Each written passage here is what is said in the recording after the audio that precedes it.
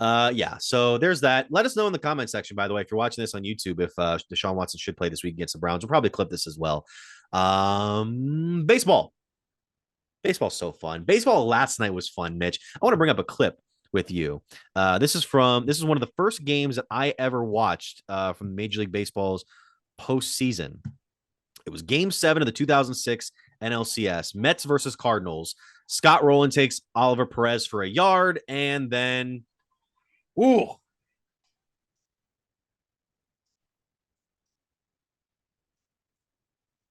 oh, that was awesome. By the way, shout out Oliver Perez, former Indians left-hander.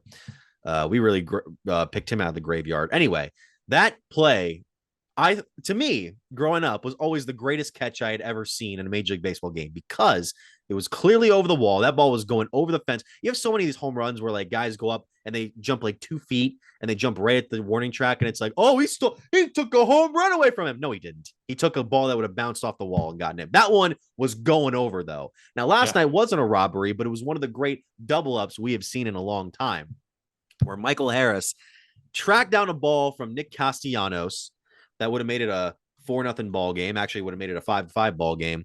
That play last night, I thought, oh no, is this going to be the Phillies again?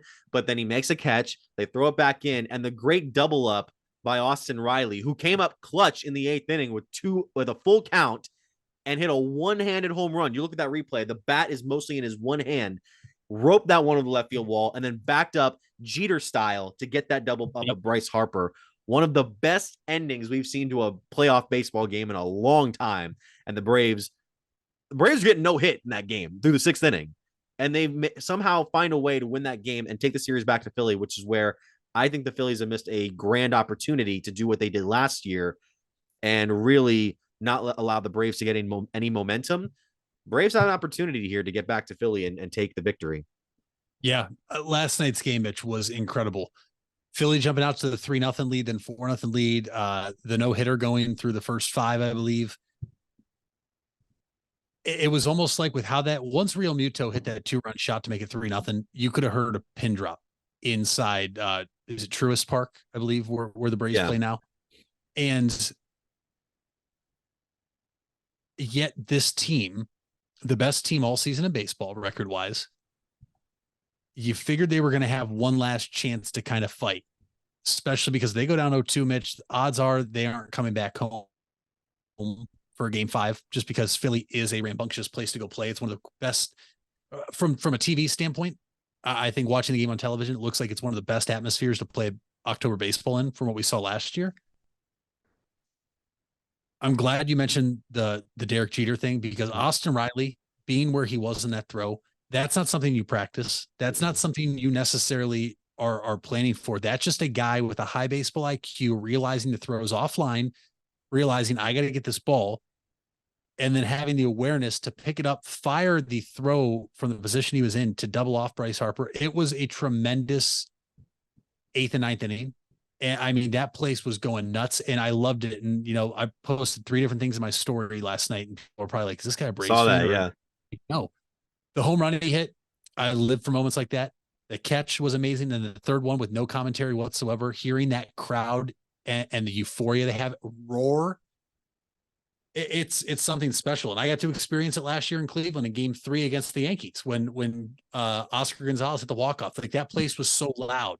And then there's the clip out there of the guy recording it from his apartment window, and you hear I love moments like that.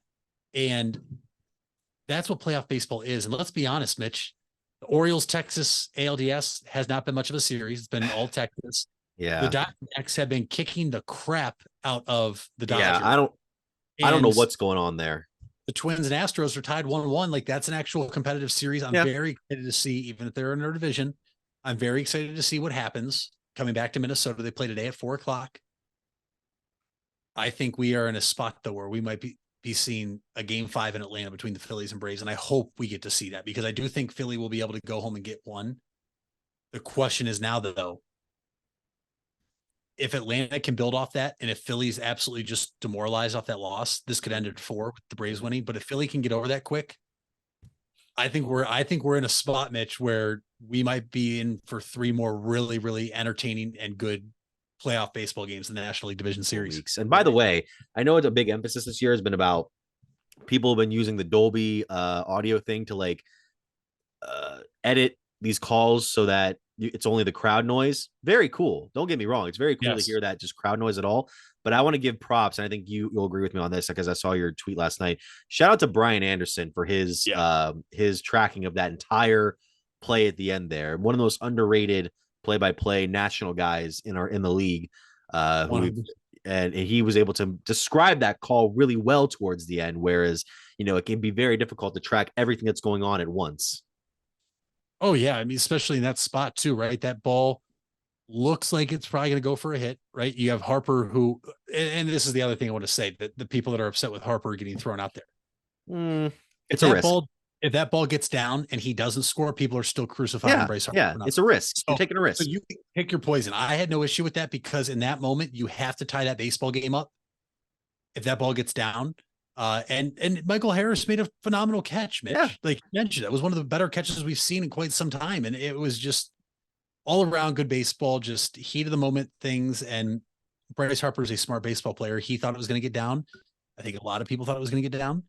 But Brian Anderson is one of the most criminally underrated play-by-play announcers that are out there. There's no doubt about it. It's because he's on TBS. TBS. I mean, don't get me wrong. TBS is a pretty solid what they cover in the playoffs, and they have a good theme music, and they're able to. You definitely feel the playoff atmosphere there. But when you compare it to something like Fox, I think Fox is the number one playoff coverage. It goes Fox, TBS, and then ESPN, only because ESPN kind of feels, because they do so many games per year, it almost feels like it still feels like a regular season game when they're in the playoffs, because they're also in the wild card as well. But I'm fine with that either way.